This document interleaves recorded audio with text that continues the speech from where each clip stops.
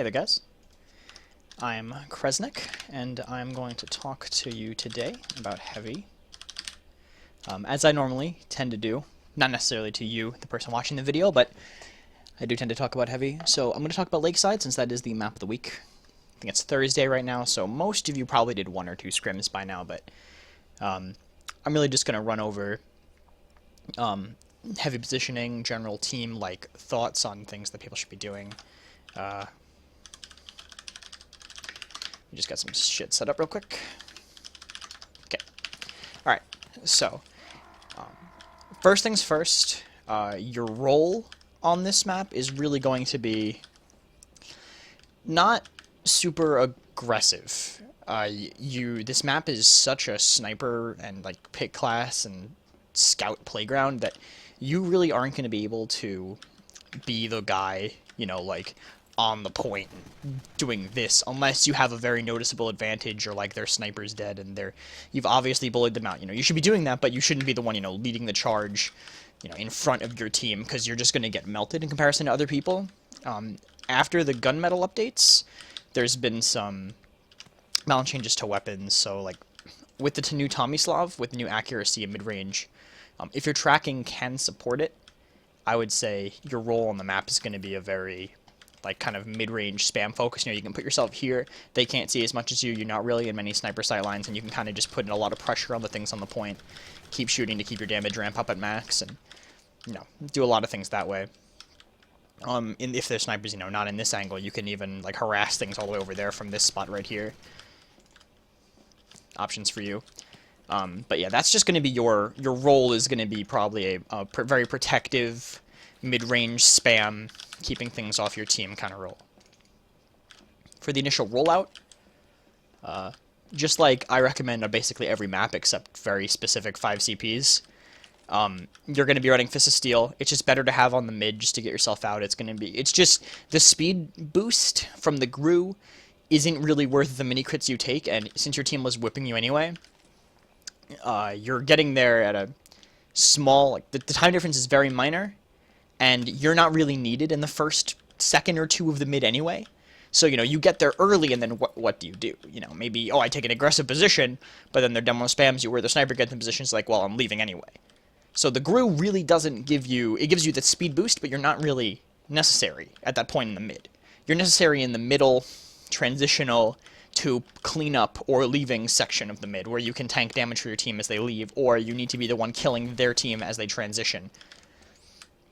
And the GRU, having the GRU or having the Fist of Steel doesn't change that in any way, your ability to be there for that. So having the ability to tank the damage as you leave with the Fist of Steel is a much more, just a much better thing to have than getting there for the early initiating stages of the mid.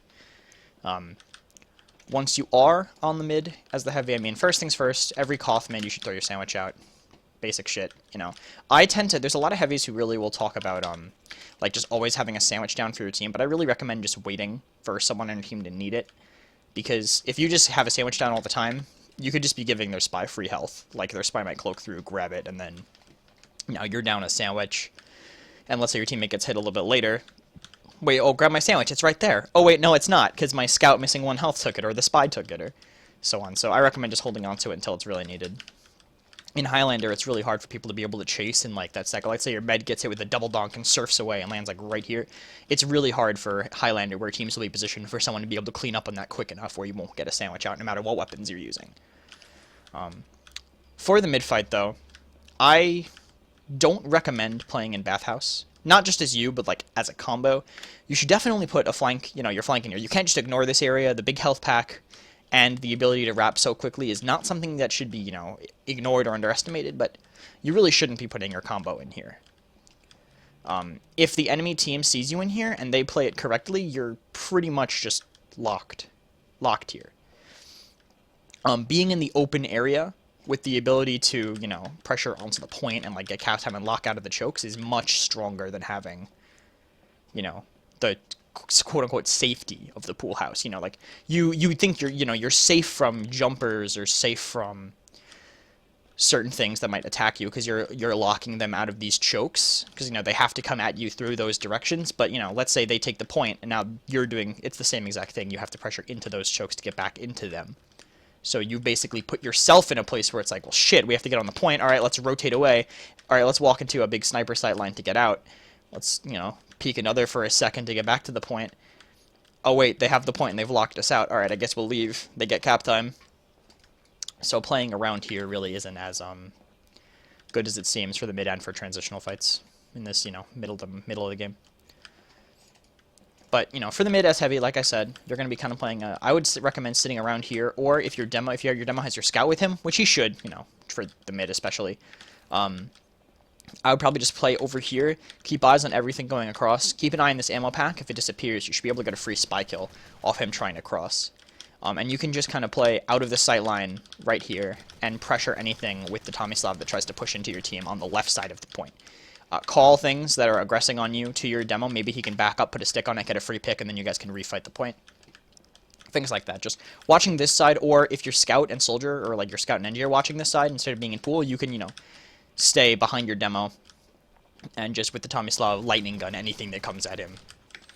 Or, you know, if you want to run the Natasha, which is also a viable thing to run on this map, you can, you know, just slow them down so other things can finish it off. But really, when your demo is ready to initiate, you should be, you know, getting on the point. I would say, like, I would recommend playing this side just because, you know, any other side just puts you in more sight lines. Play close to the left, close to their obelisk. Pressure with your demo, but not in front of him. Your demo, you should be close enough to your demo where that if something harasses him, you can shoot it and put heavy damage on it, or just get it off him. But far enough away where that if they shoot your demo, you're not getting hit too. Or, like, they can't just focus you down instantly without having to deal with the other first. That's a rule of thumb for any pushes you're pretty much doing as a heavy on this map, at least, because it's open enough where you can play like that. You know, pushing across this, you can check this sight line, which you can shoot through as you go, make sure their heavy's not hiding there. You can walk right above them and shoot down if they're not leaving. With the Tomislav, if they are leaving, you can do some serious harass as they walk out. No matter what angle they're leaving from, you can get decent damage down with the Tomislav. Not at, like, you know, not at, like, that range. That was just kind of an exaggeration, but you can get good mid-range damage down as they leave. Maybe get a cleanup frag or two. Let's say you take the point. Directly after this, your roll kind of just reverts back to the standard King of the Hill heavy roll. Not many places you can really stand and be safe on this point, on this map. I'd say the best place for you to be, you guys, again, like I said, you shouldn't be in pool house because it really just locks you in there. You're not locking them away from you, you're locking yourself away from them. Like, they can just set up their sniper up there and then come out with their combo here. And, like, if you don't realize it fast enough, or if you're just like, you know, no one's watching that for like 1 second, you try to leave, but there's already stickies on this door, you're screwed. So, your general stalemate positioning would be behind the point, medic on the low ground, just for more places to juke. You know, you don't want your medic on it. It's out of every single sniper sideline from their side, outside of, God forbid, him getting into there and standing on that torch or something. Out of pretty much every single sniper sideline, and you can see bombs coming way early. You know, something comes up top, lands on you, med can surf away, or just call it early so you can deal with it, so you can just go this way. The big thing to watch out for would be things, you know, like maybe a scout gets behind, and as your med tries to dodge a bomb, the scout rushes from there. There's a spy hiding over here. Just be aware that if your flank goes down, your med might be very unsafe from different things from up top and over here. Stuff can get in there, so maybe, you know, kite in a position, have your medic dodge the damage in a place where he's still close to you and your demo, or your scout or your pyro, whoever's close. Because, you know, you never know what can get behind if your flank loses control of that area. The ruins area. So, yeah, your positioning as a heavy, specifically, will be up here. It's out of the most sniper sight lines. You know, you're going to be peeking them occasionally, but, you know, you can just, like, tap it C and then just know not to peek that again. I recommend playing more around this side as opposed to the other, just because it's just way safer. It's out of more sight lines. It allows you to transition to the stupid spot over here quicker. Lets you get a little closer to the point to fight it if your demo's trying to, like, counter spam it. If you know that there's no, you know you're safe from the sidelines, and you can play around there. It also allows you to, you can play here and then peek through this at things trying to fight your demo. If they get over aggressive across point, you can shoot at things in Lake House from here, being relatively safe. The only bad thing about being up here, like dangerous for heavy at least, is that the spy, if you're not paying attention, can do a close decloak like right here. You know, in the corner if you're playing on this general area. So just make sure that if you're up here, you're basically, your head's on a swivel. You know, you're not going to let anything do a stupid close decloak, and you don't want to die to anything dumb like that. Just, you know, keep your head on a swivel, just keep tabs on everything. You know, I wouldn't say, like, don't aggressively, like, peek for info, unless you know that there's someone maybe already here and they didn't get sniped or they didn't call anything. You know, then maybe you could peek a little bit, call things up there, and back right up. But you're generally just going to be here, defending your medic down there and your demo around here. And with the Tomislav now, if their spy gets up there, tries like ambying you, you can kind of pressure him a bit, you know, do more damage than you would have normally. Maybe your med can tank you for a minute as you just pound fire into him, get him out of there. You can actually do a decent mid-range harass with this weapon, so it's definitely something you should keep in mind. Why I think you should run it. Natasha, like I mentioned before, if you're running the Natasha on this, I would say you can maybe play a little bit closer to your demo. You don't really necessarily need the pressure on the obelisk. You can play like right here next to your demo, and if things pressure him, you know, have your med put heals on you for a second and just shoot them off him. You're not doing much damage, but just your presence of being here is going to make someone go like, oh, fuck, you know, the heavy's still there. You know, I can't really block at him because he's there. And with that damage resist, you know, let's assume you get to 450, you're basically at 540 health with the damage resistance, and if he tanks you, that, you know, exponentially grows. I don't know if it's actually exponentially, just kind of shows a word. It gets better. Your damage resistance effectively grows. The more you get healed while you're fighting. So yeah, that's your role in stalemates, like I said, protecting them, mid-range harass on the point if they try to get into them, and just dodging sightlines, keeping your eye for pick classes. Your job really will vary depending on what goes on. You know, your demo goes down, you know, maybe you will have to play a little bit more of a point-focused role where you do put damage out until your demo gets back. Ideally, an aggressive class can rotate to you while this happens. Maybe if your scout's playing in pool and your demo goes down, you know, you take the heals for a minute as your scout rotates over, so that if something does push you, he can do the burst damage and you can do the consistent damage. Maybe your pyro can rotate back if your pyro's playing in Beth. Having a pyro next to the combo here is okay, but you know, a pyro in flank could actually be kind of effective if they do some serious flare harassment. Same deal as the mid. You can also keep an eye out for that pack. If it vanishes, you know the spy's in position, you know he's trying to get behind. Let's see, so that's it. Your general place is to B, obelisk, dump spot, and you can play in pool a little bit. Like, let's say it's just like your scout, pyro, and demo are all playing next to the med. You're really not doing a whole lot by being here at that point, so if your flank like needs help in pool, you can be the one to rotate.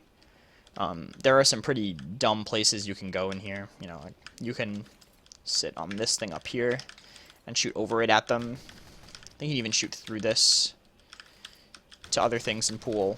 Like, you can abuse a lot of cover in here and help your flank keep control of it, assuming that, you know, you're not needed around the combo. But, you know, your combo always needs a protector, and since you're the least mobile, you're generally the best to do that job. But, you know, if your scout and pyro both are having little luck in there, and they're preferring to be around the obelisk or on the med, then, you know, you can go there just to supplement that if it's needed. Or just, you know, play far on the other side of the point, maybe focus on staying in this area over here to lock things off at this side, as opposed to being more passive around the obelisk. Pushing out from a respawn is a heavy. I mean, again, it's honestly just going to be whatever side your combo picks, you know. But you want to try to keep yourself hidden as long as possible. So let's say your combo wants to go this way. You generally don't want to just be like, hello friends, I'm a heavy, please, you know, slay me. If you're trying to do like a slow push, you can even wrap through here and abuse this cover from this side. You know, hug the left as long as possible while your combo kind of takes the fire and your pyro air blast the stuff away. You can enter the fight very quickly and in full half cover. Full half. And enter the fight in half cover. Do a lot of harassment from there. If you want to just sack into them and get a lot of damage out, you can just not stop shooting and grab this as you go. Keep your damage at maximum with the ramp up. And just lay a lot of fire into them. If you think that, you know, your demo might need that level of distraction and damage for, you know, that push to be successful. I would recommend trying to stay out of your Ubers, your aggressive Ubers on this map as much as possible.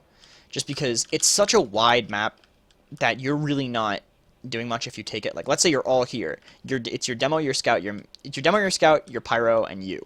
and you're med, of course, and you're like, all right, we have Uber ad, they're close, let's go into them. You're gonna do the least out of everybody. You know, you'll say you Uber here, you rev up here to start shooting them, like, oh shit, it's a heavy, and they walk away. You're not really doing jack, unless they're stupid and stay committed, and then yeah, you will. But I don't know why they're not walking away from an Uber to heavy. Your pyro can chase with the power jack, your scout can chase with the speed, your demo can chase with the jump, and with the fact that his damage goes long range, mid range, I guess. And you're just not going to be doing as much. You know, a flash at the end of the Uber, maybe to get into position to get one last cleanup frag, not bad, but you should never be an initiator in an Uber. You know, if you know an aggressive Uber is coming up, you shouldn't be positioning to take it. You should be positioning to, you know, take a little damage, stay out of it, and be there for when the Uber ends, especially on this map.